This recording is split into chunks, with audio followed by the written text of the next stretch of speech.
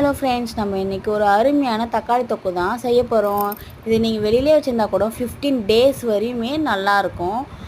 ஃப்ரிட்ஜில் வச்சுருந்தீங்கன்னா 1 மந்த் வரையுமே வரும். இப்போ ஃபஸ்ட்டு கடாயை வச்சுக்கலாம். அது சூடானதும் 1 டீஸ்பூன் வெந்தயம், 1 டீஸ்பூன் கடுகு போட்டு லைட்டாக வறுத்துட்டு, அது கூடவே 1 டீஸ்பூன் சோம்பு, 1 டீஸ்பூன் சின்ன சீரகம் சேர்த்துட்டு நல்லா பொன்னிறமாக வறுத்து எடுத்துக்கலாம். அப்போ தான் நம்மளுக்கு பவுட்ரு நல்லா நைஸாக வரும், இல்லைனா திப்ப திப்பையாக இருக்கும். நல்லா கோல்டன் கலரில் நல்லா வறுத்து எடுத்துக்கலாம். இதை அரைச்சி எடுத்து வச்சுக்கலாம். அடுத்தது நான் அதே கடாயிலே நல்லெண்ணெய் யூஸ் பண்ணேன்.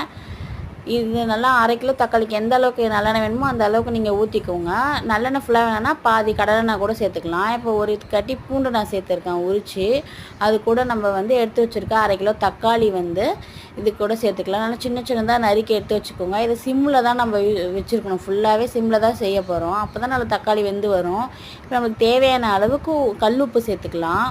நல்லா கிளறி விட்டுக்கோங்க. இப்போ நல்லா 1/4 பதத்துக்கு தக்காளி வெந்து வந்திருக்கு. இந்த டைமில் நம்மளை 2 டீஸ்பூன் தனி மிளகாத்தூள், 2 டீஸ்பூன் குழம்பு மிளகாத்தூள் ரெண்டுமே நான் யூஸ் பண்ணியிருக்கேன். சில பேர் தனி மிளகாத்தூள் மட்டும் யூஸ் பண்ணுவாங்க, சில பேர் குழம்பு மிளகாத்தூள் மட்டும் யூஸ் பண்ணுவாங்க.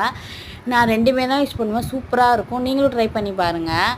இது நல்லா கைவிடாமல் நல்லா கிண்டி விட்டுகிட்டே இருக்கணும், இல்லைனா அடிப்பிடிச்சிக்கும். சிம்லேயே வச்சு நல்லா கிண்டி விட்டுகிட்டே இருங்க. இப்போ பாருங்கள், நல்லா 3/4 எந்த அளவுக்கு நல்லா வெந்து வந்திருக்கு பாருங்கள். நல்லா 3/4 வெந்து வந்ததுக்கப்புறம் நம்ம எடுத்து வச்சுருக்க பவுட்ரு நம்ம இது கூட சேர்த்துட்டு நல்லா கலந்து விடணும், இல்லைனா திப்ப திப்பையாக அங்கேயும் இங்கேயும் இருக்கும்.